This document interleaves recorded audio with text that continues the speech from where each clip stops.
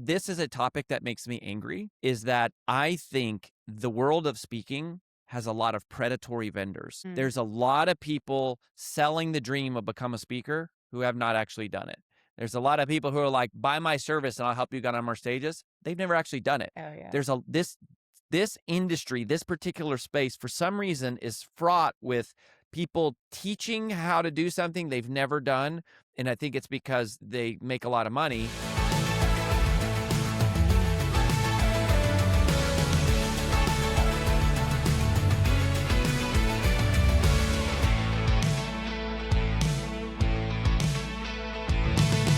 What do you really need to have and do and become to build a professional keynote speaking business? All things that we're going to talk about on today's episode, along with the vast amount of improper information and misappropriated information and misconceptions and miscommunicated information there is out there on this topic. So we're going to settle this once and for all. I'm joined by my wife, my best friend, my business partner, and the CEO of Brand Builders Group, AJ Vaden.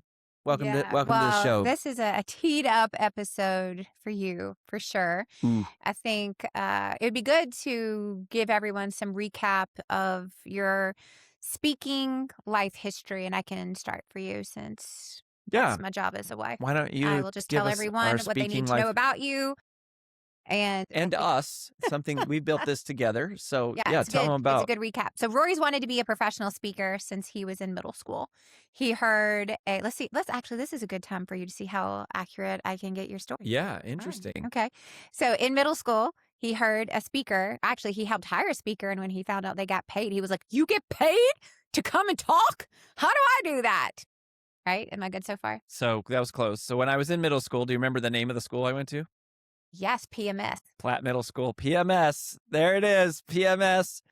It was, I saw a speaker, and then a few years later, I was in student council in high school. You combined two. It started in middle school, right? And that was like a really big dream and passion of his. And then I think this is the part that's just good for everyone to know. It's like, this isn't a new endeavor. Right. And this isn't also one of those things that's built overnight, right? Rory's been wanting to do this and practicing and learning and honing these skills for, at this point, more than 20 years. Yeah. Yeah, your age is starting to show. I know. You were pointing out the gray hairs this weekend. You're like, ooh, there's a lot of salt coming into that pepper. Is that it's like a snowball. Right? It starts with like a dream and an idea, but the more you stick at it and the more you practice and the more you learn and the more you get coaching and the more you do it and the more you do it and the more you do it, the bigger that snowball gets, right? And then it starts building that momentum, and that also requires patience, right? It requires patience. But then in college, Rory sold door to door. And during that process, had also really said, like, I want to be a professional speaker, and started down the track of doing Toastmasters. And then right post college, he joined the World Championship of Public Speaking through Toastmasters. And so, again, if you're looking for a place to hone your skills, Toastmasters is great because they're very technical, very tactical, and some of those things. And the first year he did, was the youngest person to ever make it to the World Championship of Public Speaking and made it to the top 10. And you were 23? 22. 22. I was close. Then he didn't win, but he was in the top 10. But what people don't know is the amount of work that went in behind the scenes. And since we were friends at that point, yeah, we weren't dating, but we were friends. It's like, he was like the annoying nerd on the team that was like, sorry, can't go out tonight. I have to go speak at Denny's. Like, what do you do speaking at Denny's? And it's like, and this is the unglamorous part of the speaking story. It's like, it didn't matter who was willing to listen to him. When I say Denny's, yes, Denny's restaurant, the restaurant, Denny's. You heard that right. Speaking to 3 people sitting in a booth in the back of Denny's. Why? Because he needed reps. He needed to practice. He was practicing his content. He was honing the skills. It's like, those are the things that people never talk about behind the scenes, right? They talk about the stage time and the glory and the fees and all the other stuff. But it's like, Rory spoke for 300 times that single year, 1 year. That's almost once a day for free, with no expectation of getting paid. but to hone the craft, to get good at what he was doing, to tighten the message. And for to be in the World Championship of Public Speaking, the speech has to be 7 minutes. That's half of a TED Talk, y'all. So it's like you got to be dialed in. It's got to be on it. And if you go over, you're disqualified. So it was like a big deal, right? Then he did that again the next year, right? And so it was like 2 years of just getting speech coaching, watching footage, watching his own footage, hiring coaches, like extreme. It was like very intense. But he came back the second year and got first runner up, right? Second place, which I still think is pretty awesome. You think it's not as awesome as I do, but for someone in the audience of going like, no, I've seen the work behind the scenes. I think that's what's really important when we talk about how do you get paid to speak and where I'd really love to start this. And then you started charging, right? But even then, after you were second place in the World Championship of Public Speaking, we still spoke for free. Today, 23 years later, you still speak for free for the right Under audience certain at the right conditions. time, Yeah. right? It's different. But one of the things that I just want to encourage as we kick this off is one of the best and fastest ways for you to become a highly paid professional speaker is to be the best speaker, right? You have to be really good at the content. You have to be amazing on stage because if you convince someone to give you money and you get on stage and you're not good, it's the last time, right? It's like you don't have footage, you don't have assets, you don't have testimonials, and you don't have anyone advocating for you. So, and again, the reason that you go and speak for free is yes, it's awareness. Yes, it's marketing. Yes, you're making contacts. But what it really does for you is it hones your craft. And it's like if I'm going to spend $10,000 or $20,000 to bring a person in to speak to our community, it's like you better believe they better be good. They better be good on stage. I'm putting you in front of my people. And I think that's what people don't often talk about. They're like, when do I start charging fees? Like when you're dang good. When you've done it so many times that people are like, you're amazing. This is incredible. Then you do it. And it's like, don't rush the process. Be really, really, really good at your craft. And that's why I think this is the perfect episode, not just because of the marketing, but because you're an actually very good speaker. Oh, thanks, babe. There's your warm up. There's your That intro. makes me How's happy. that? That's great. Thanks. That was accurate. And Thank you. I'm excited to talk about this because this is a topic that makes me angry, is that I think the world of speaking has a lot of predatory vendors. There's a lot of people selling the dream of become a speaker who have not actually done it. There's a lot of people who are like, buy my service and I'll help you get on more stages. They've never actually done it. Oh, yeah. There's this industry, this particular space, for some reason, is fraught with people teaching how to do something they've never done. And I think it's because they make a lot of money off of people. So I think understanding the reps and what's gone on behind the scenes, and you left out a big part of that, which is you started a speakers bureau in our first business, and you recruited agents, you built up a team of people, and I was sort of like your lead product. So you guys were really building the machine sort of behind getting me out there, and we're working together, right? I'm supposed to bring back leads, and we worked at. But so I think how do you get your first gig? What do you need to know about the world of paid speaking? What are the misconceptions that are out there? The first thing I want to talk about is free speaking. Yep. Because there are the fastest way to get clients in anything is to do it for free. And you go and people sample you, right? We use the phrase around our Brand Builders Group community all the time, chicken on a stick. Because when you go to Whole Foods or you go to Costco, they give you like the chicken on a stick sample. And it's like you have to go out there and people have to see you speak. That's the number one reason you get hired to speak, is because someone has seen you speak. And people say, well, I'm trying, how do I get people to see me speak if no one will hire me to speak? And it's, you go speak for free. And otherwise, anywhere, even at Denny's. Right? It's like anywhere. But it's like, again, like tactically speaking, associations, local groups, chambers of commerce. It's like, why are associations so good? Let's talk about that as a potential place to go speak for free. Let's go through a list of all the reasons free speaking at and associations are paid. great. I think associations are great because they have both. And one of the reasons that associations are great is because they have local chapters. state chapters, and then a national meeting. And so that's really helpful. It's like all in this one association. You could try to get the local chapter. Then, if that goes well, you can get a state chapter. Then you go to the other state chapters and the other local chapters. So associations are great because they're in every state. So all you're thinking about is like, oh, I have more times at bat. Like, I'm just trying to go vertical. I'm working deep, not wide. So You could do it 50 events for doesn't. one association and you hit all the state chapters. And they escalate in terms of fee ranges. At the local level, they're probably not going to have any budget. And if they have any, it's probably a couple of $100s. It's an honorarium. It's very small. But then as you go to the state level, they probably have a few $1,000s. But then as they go to the national level, they have larger, bigger budgets because people are paying to come to those.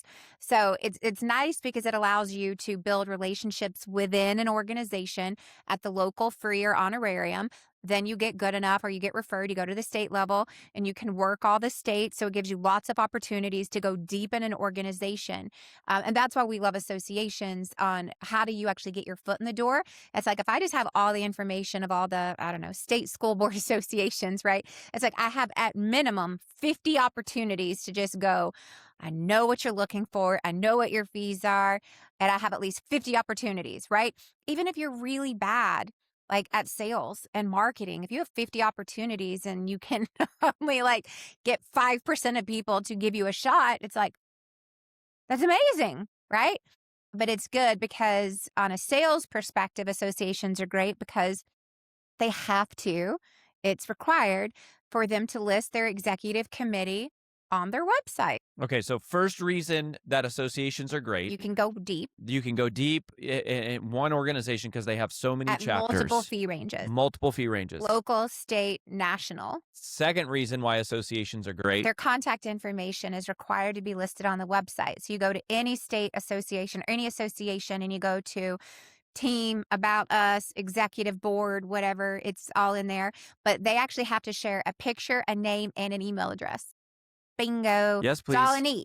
Right. And so they're very easy and very simple to find. And almost 99% of the time for an association, you're looking for the executive director. They're the one who is actually going to make the final decision, the financial decision making. Even if they have a committee, it's like I just bypass all that and I'm looking for the executive director because at the end of the day, they're going to make the final decision and actually write the bill or write the check. Yep. Third reason why associations are great is because associations exist solely for the purpose of having meetings. What is the Well, value? There's a fourth reason. Well, there's like 10. Well, I have another one. Okay. Well, you can go first. Okay, I'll go. Okay. So they've got what is the value of an association other than people networking and meeting one another? And you go, okay, how do we add value? We have to create content that causes all of these people to show up, i.e. a speaker. So they must have speakers. And oftentimes, so here's another reason why associations are great. There's so many associations. Oh, there's association for Everything. There's so many of them. You already said they were easy to find. gosh, there's literally associations for everything under the sun. And a lot of them, a few of them do have big budgets. A lot of them run pretty lean financially. So you're not competing with Simon Sinek and Brene Brown for that slot. You're competing against other people who are in the association, who maybe aren't professional presenters, who maybe haven't like published a lot of stuff. So they're gettable spots. Okay, what's the next reason associations are great to start? They're paid prospecting. Because the beautiful thing about speaking to an association versus a corporation, when you go speak to a corporation, no one else in there is likely to hire you again. They just hired you to speak to everyone, right? These are all frontline employees. They're leaders of the same organization. They all work for the same company. They all work for the same company, and you've already spoken the for spot. that company. You've already gotten the spot. Yep. You're already doing it. Now, they may hire you again for other reasons, but the point being, there's not a lot of spinoff at corporate events. Associations, everyone else is a prospect. Because the beautiful thing about associations is everyone is coming in from other companies, other organizations. It's literally the perfect, and that's why we've always had an affinity for them. And we'd be even willing to go, hey, like for the right one, like we'll do some sort of an agreement of some sort of lesson fees by negotiating for other things. We don't discount, but there could be some sort of exchange of, hey, we'll reduce our fee by this much because you're also going to provide me $5,000 worth of film footage or X, Y, and Z. And that's why it's like, hey, even if the association itself couldn't pay the full fee, you're literally in front of dozens, if not hundreds of other organizations and decision makers that are, you're just, it's a tryout. It's a paid tryout to get spinoff. But that's why being good on stage is so important, because if you're not good on stage and you get that opportunity, it just falls flat. And you're like, well, associations don't work. And I'm like, no, associations work, right? These work. These provide spinoff. It's how good were you on stage? And that's where the honing the craft has to come first. But there's many reasons why associations are a great place to start. One, they're easy, low-hanging fruit for you to get your foot in the door when you've never spoken before at the local level. And then you work that network, and then you get referred to the state level. And that's the other thing is, like, again, these are all, they exist for the point of having meetings. And so they don't have just one speaker. They have multiple speakers. They're going to have main stage speakers, and they're going to have breakout speakers. And so if you don't get the main stage spot, take a breakout spot. So there's just lots of benefits of going after associations, because you get so many times at bat. You can work deep in an organization. All of the decision maker contact information is found online, and it's a paid tryout to get more business. It's a great place to start no matter where you're at. Never done it before ever. First time, great. Local level, all the way to doing the national stages where you can get lots of spinoff. All right. So here's one of the questions. So Brendon Burchard, Tony Robbins, Tom Hopkins, Brian Tracy, Zig Ziglar, many of the legends of this industry, and then also including us, have made money speaking at a completely different type of event, which is invisible to most people in the market. This is something known as the seminar model. And can you just walk us through what is the difference between like a speaking engagement and a seminar, and how do you make money with seminars? And like, let's talk a little bit about that in terms of a starting point for people to get paid to speak, but in a way that might be different than what they think. Yeah, I think, again, when you're a highly paid professional speaker, that's you're getting booked by other people. You're going to someone else's audience, and you're getting paid to come onto their stages and to be a part of their agenda. In the seminar model, you're speaking to your audience, right? You're hosting the event. You are the speaker. You bring the audience to you. And I think those are just two very different models. Yeah, and I think you would say, in a way, you could say there is a paid keynote speaking as like you're speaking to a private audience, right, of a company, as an example. And then seminars are often referred to as like public seminars, where there are all different just people that are coming as individuals, and you're either selling a ticket or letting them come for free, or it might be some moderate ticket. And then typically the way that you make money on the public seminars is by selling something from stage or making an offer to the people that are there. And that is, a lot of people don't know, that is literally the first dollars that I ever made from speaking. Was I was hosting a free training, actually on humor training, believe it or not. And I let people come to a free 1-hour training. I was teaching on the psychology of laughter. And then I sold a ticket to come to like a 1-day event with me on where I would teach like the full system. That's also how AJ and I started our first business together. So walk them through what our model was when we first met and started as business partners. Yeah. So I think, again, you have to look at, and I say this to people all the time, you have to redefine what is a speaking engagement, what is an event, right? You can host your own event. You can stick something on Eventbrite, put $200 behind it, and I bet you would have a small event of roughly 20 to 30 people show up in your local market. That's an event. That's you speaking in front of people. It's just kind of have to have a back end offer. The challenge with a lot of professional speakers is they don't have a back end offer. They're a speaker. That's what they do. So that's the difference between, are you on the path of becoming a highly paid professional speaker, where that's what you do, versus are you speaking as prospecting? And those are almost two different career paths for the professional speaker, right? Are you speaking as a way to generate business for your business, or is speaking your business?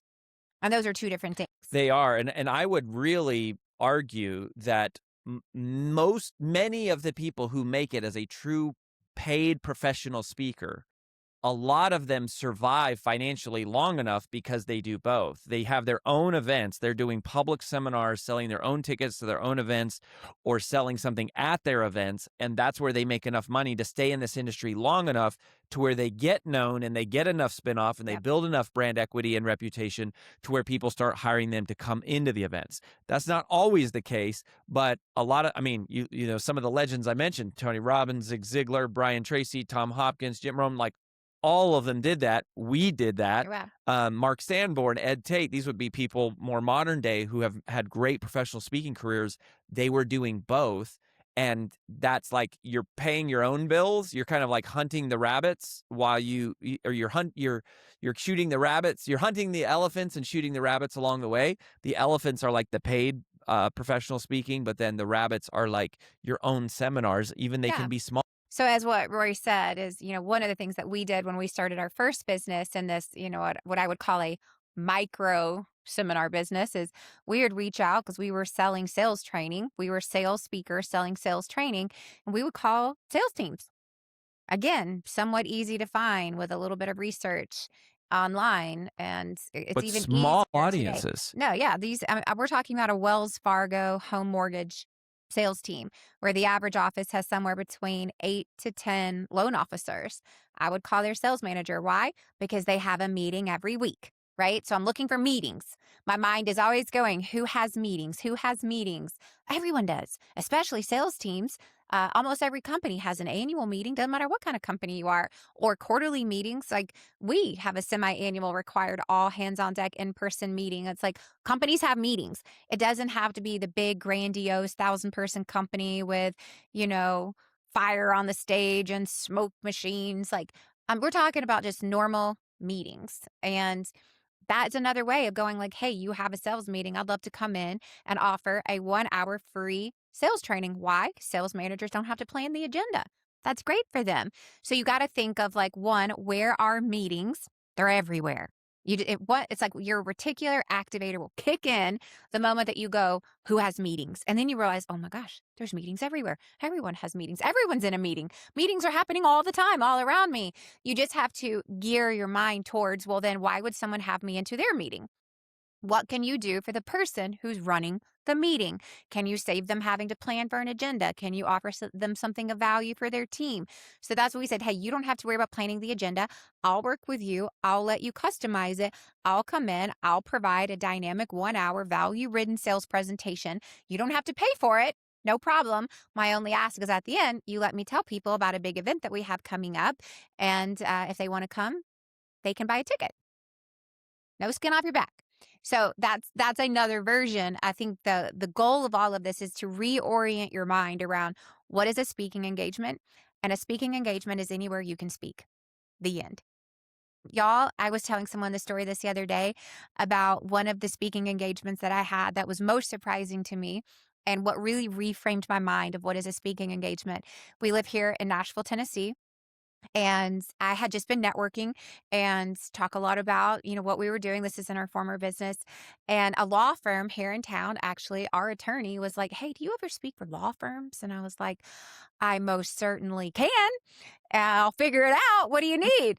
And they're like, well, we are really looking for LinkedIn sales training. I was like, got you. Own this. Got it. I didn't even have to talk to a person. They booked me through an email. It was $7,500. This was years ago. $7,500. So I show up literally with a full PowerPoint deck, full dress to the nines, ready to go. And they lead me to this small conference room. And I was like, oh, this must be the green room. It was not the green room. It was the room. And I'm like, who am I speaking to today? One junior associate. Single audience member. One person audience. $7,500 for that speaking engagement. And I was like, oh, I need to rethink about what is a speaking engagement. It is any time that you are speaking to an audience. And in this particular case, at that time, that was my full fee. I didn't even talk to them. I was like, this is the easiest sale of all time. Then I get there, it was one person. And it's like, reframe how you consider speaking engagements, reframe of just turning on your reticular activator to look for meetings. That's the only thing I was talking about is I speak about this for people with meetings. And it will revolutionize your ability to get booked as a speaker by simply redefining how you think about being on stages and how you think about audiences. And that is how I built my own speaking career. And it was like, I don't care if it was one person there or if there was 1,000 people there. And engagement is an engagement, same money. I love that. There's three things that I want to add for speakers that will accelerate your career. So, number one, you want to realize that the biggest marketing asset you have is your speech itself. Hmm. Okay. So, AJ's been talking about that. The second thing that's connected to that is that the biggest barrier to you getting your number one marketing asset out there is the fee. If you take the fee away, you get your marketing asset pushed forward. So anytime you need more speaking engagements, you lower the fee to open up the door to being in front of more people, and then the speech itself drives more leads. The third thing I want to share with you is to go, if you can learn to sell at the back of the room or just capture free calls, then you have created your own speaking career. That is the skill that unlocks the flywheel, is going, I'm going to go speak for free or low fee and offer people a free call with me and or sell something in the back of the room, which takes a lot more skill. But if you can learn that one skill, then it can change everything for you. And as you can tell, these are things that we've spent our life teaching people how to do, doing ourselves. If you want to build your speaking career, go to freebrandcall.com/podcast and request a call with our team, and we can talk to you more about this. All right, community question. Yes. I was going to say, before I go to the community question, I just wanted to share one other quick thing in this spirit of redefining what a speaking engagement is and where should you speak. I just wanted to share another quick personal story that actually happened here recently. And although the dates didn't work out, I would have said yes to this. And I want to constantly just reiterate to everyone who is listening, because this is really important. Like, if you really want to be a speaker or you want to speak to generate leads, you have to look at every single opportunity in front of other human beings as something that you would just highly consider.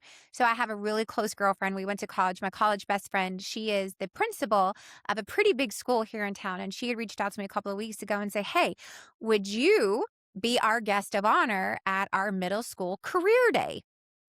And some people may go, no, I don't have time to do that. And if the date had worked, unfortunately it didn't, let me tell you why I would have said yes to this. I would have said, one, are you inviting parents? Because if parents are there, I'm in. Right? I'm in.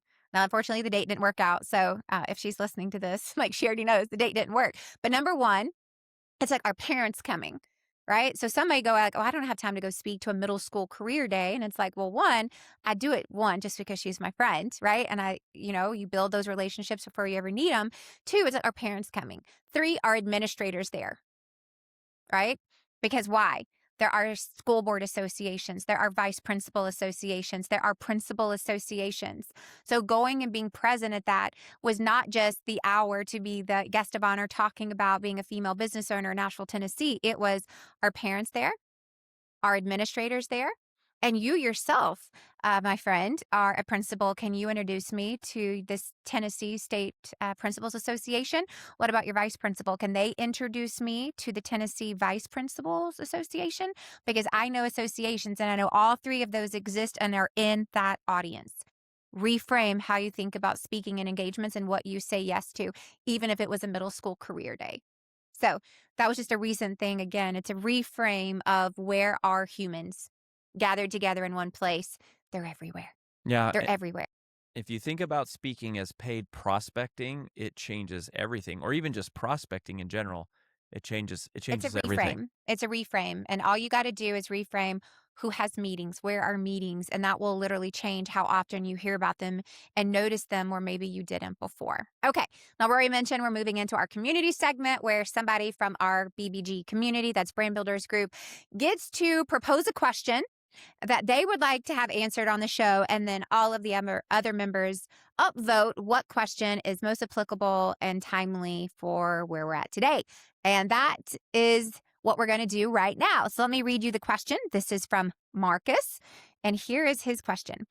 I've been speaking for free at local events. Good for you. For about a year and a half. And I feel like I'm ready to start charging. But every time I bring up a fee, the conversation goes cold. How do I transition from free speaker to paid speaker without burning relationships I've worked so hard to build? Great question. Hmm.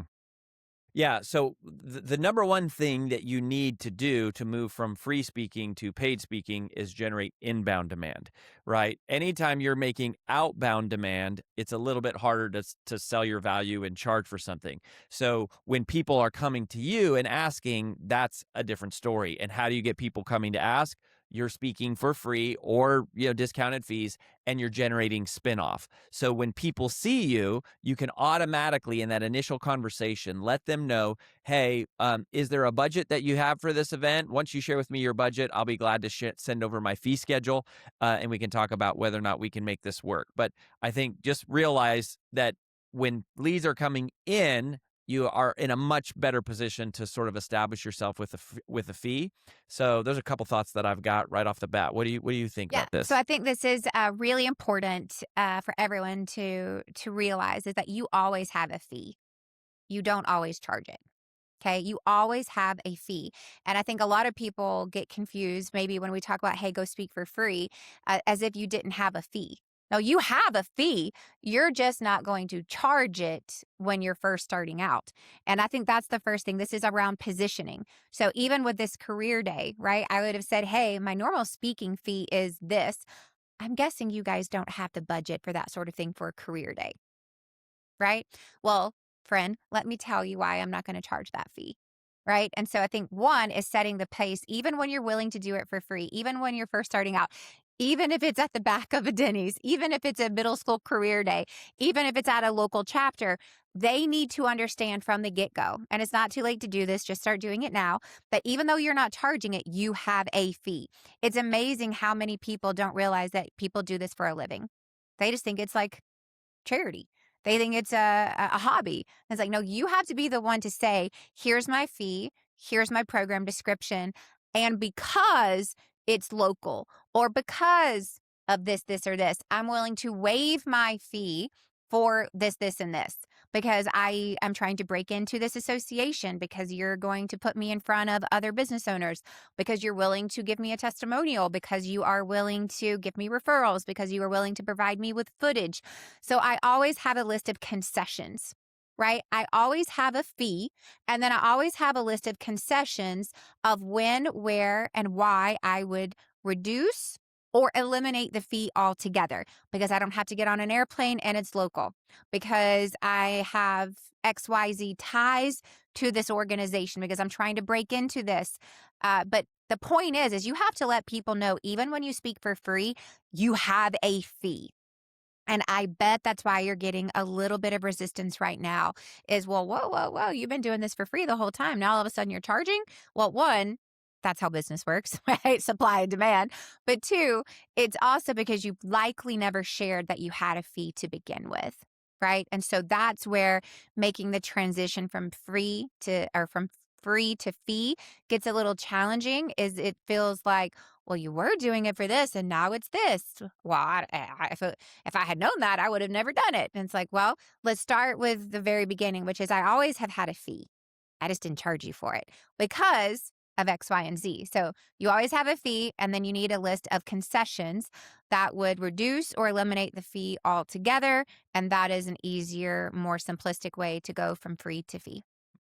Yeah, the other thing is to go, like we've said, if you can learn to generate leads from your speaking engagements, you only start taking free engagements that are in front of your perfect prospects, and you pay yourself, right? You pay yourself from the business that you generate out of that. So there's lots of ways to get there.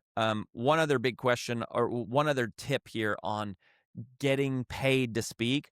If you have inbound inquiries, one of the first things you should say is, what is your budget for speaking engagements? You also can ask, who did you hire last year?